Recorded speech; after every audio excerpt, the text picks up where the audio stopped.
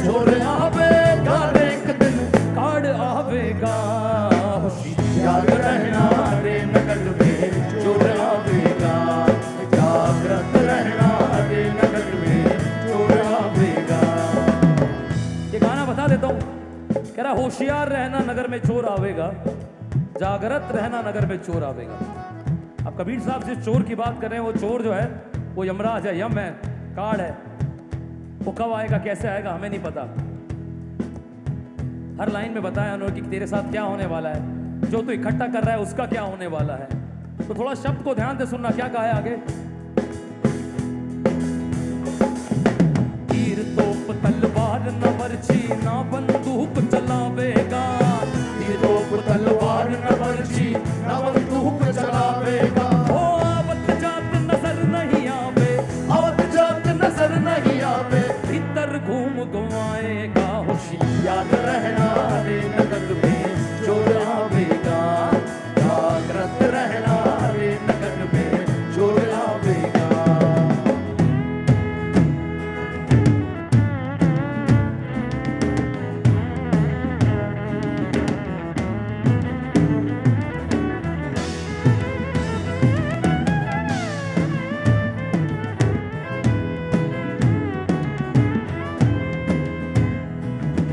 घर नहीं तोड़ किला नहीं फोड़े ना कोई रूप दिखावेगा, घर नहीं तोड़ किला नहीं फोड़े ना कोई रूप दिखावेगा।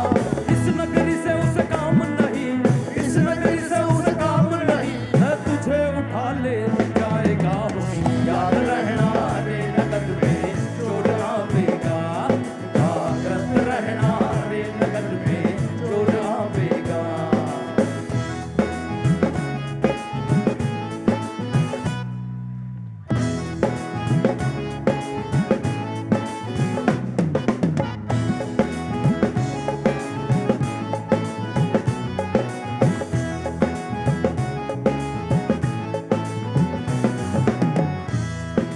तो आगे कबीर साहब ने पैसों की बात किया, धन दौलत। देखो धन दौलत जो है बहुत जरूरी है इंसान के लाइफस्टाइल के लिए, उसको तो कबीर साहब कह रहे पैसे का क्या होने वाला है। माँ बाप जो है बच्चों को पहले पैदा करते हैं, फिर उनको उनकी पढ़ाई करवाते हैं, उनको पढ़ाई बड़ा करते हैं, फिर उनके बाद उनकी शादी कराते हैं। आजकल तो ऐसा माहौल हो गया, शादी के बाद भी बच्चे को माँ बाप ही संभाल रहे हैं, शादी होने के बाद पूरी जिंदगी उन पे लगा देते हैं। तो धन दौलत का क्या होने वाला है, कुटुंब परिवार जिसके लिए तू जोड़ रहा है उनसे तेरा क्या नाता है, ये सब इसमें बताया क्या होने वाला है। थोड़ा शब्द को ध्यान से सुनना, क्या कहा है।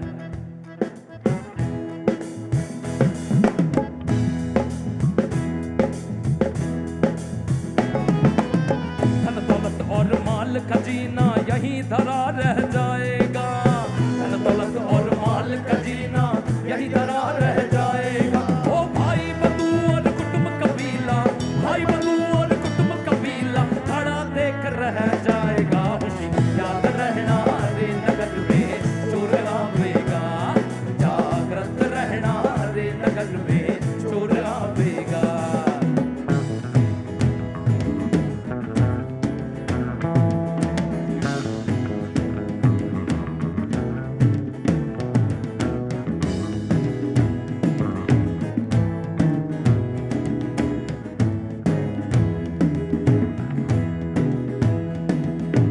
कहे कबीरिया मुल्क वीराना कोई नहीं यहाँ अपना, कहे कबीरिया मुल्क वीराना कोई नहीं यहाँ अपना। हो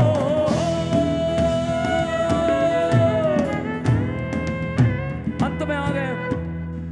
कबीर साहब कह रहे कहे कबीर या मुल्क वीराना कोई नहीं यहाँ अपना। इंसान के जहन में गलत फहमी चल रही है, वो रिश्ते ऐसे बनाता है जब बिछड़ने का वक्त आता है तो पागल हो जाता है।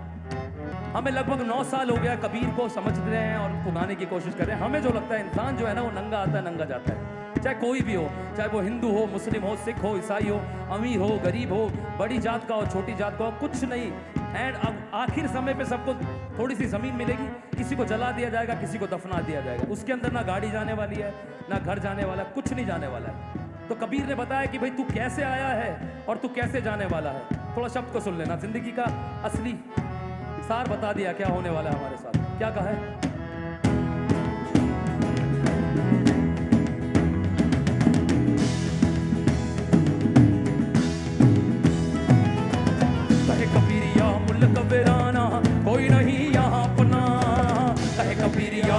वीराना कोई नहीं यहाँ अपना। रे मुट्ठी बांध के आया रे बंदे, मुट्ठी बांध के आया रे बंदे, हाथ पसारे जाएगा होशियार रहना रे नगर में चोर आवेगा, जागृत रहना रे नगर में चोर आवेगा।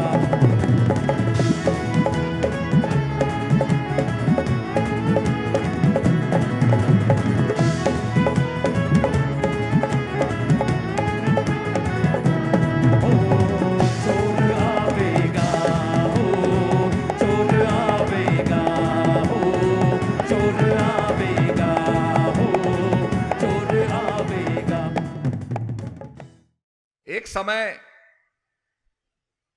कुछ लोग महात्मा बुद्ध के पास आए,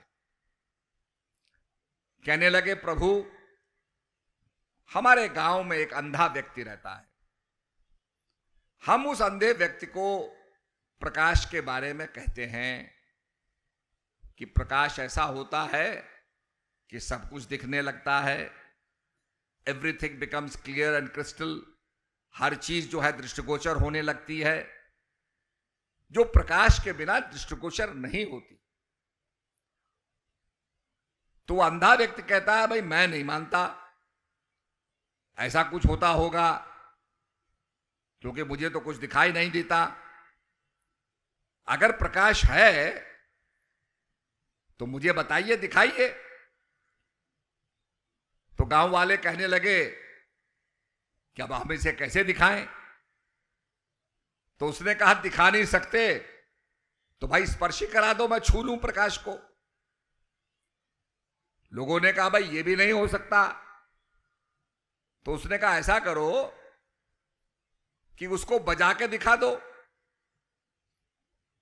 जैसे हम ढोल को बजाते हैं उसमें से आवाज आती है, ऐसे प्रकाश को बजा के दिखा दो। उन्होंने कहा हम ये भी नहीं कर सकते। तो वो इस समस्या को लेके महात्मा बुद्ध के पास पहुंचे और कहा प्रभु अब क्या इसका निराकरण करें, आप ही कृपा कीजिए।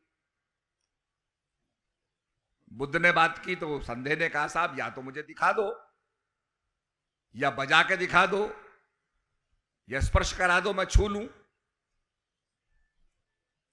तो बुद्ध ने कहा भाई ये मेरा विषय नहीं है, इसका समाधान तो तभी होगा जब इसकी आंखें ठीक होंगी। ये जो आंखों का अंधा है इसकी आंखों की चिकित्सा कराओ। तो गांव वालों ने महात्मा बुद्ध की बात को माना, वैद्य के पास ले गए। वैद्य भी गुणी वैद्य था, उसने चिकित्सा शुरू की। सौभाग्य से उस अंधे की चिकित्सा हो गई और वो देखने लगा।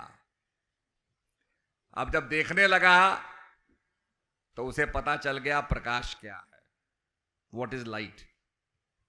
उसे पता चल गया इसे बजाया नहीं जा सकता, इसको स्पर्श नहीं किया जा सकता, इसको उठाया नहीं जा सकता वजन की तरह। उसको एक्सपीरियंस हुआ, उसने अनुभव किया। तो इसको कहा कि गूंगे का गुड़, परमपिता परमात्मा की अनुभूति को गूंगे का गुड़ बताया। गुड़ तो मीठा आ जाता है पर गूंगा बोल नहीं सकता। It can not be explained because it is the experience of the unexplained. जो अनएक्सप्लेन्ड है, जिसके बारे में हम कुछ कह नहीं सकते, जो अकथनीय है, उसका अनुभव कहा नहीं जा सकता। तो गूंगे के गुड़ का उसको उपमा दी गई।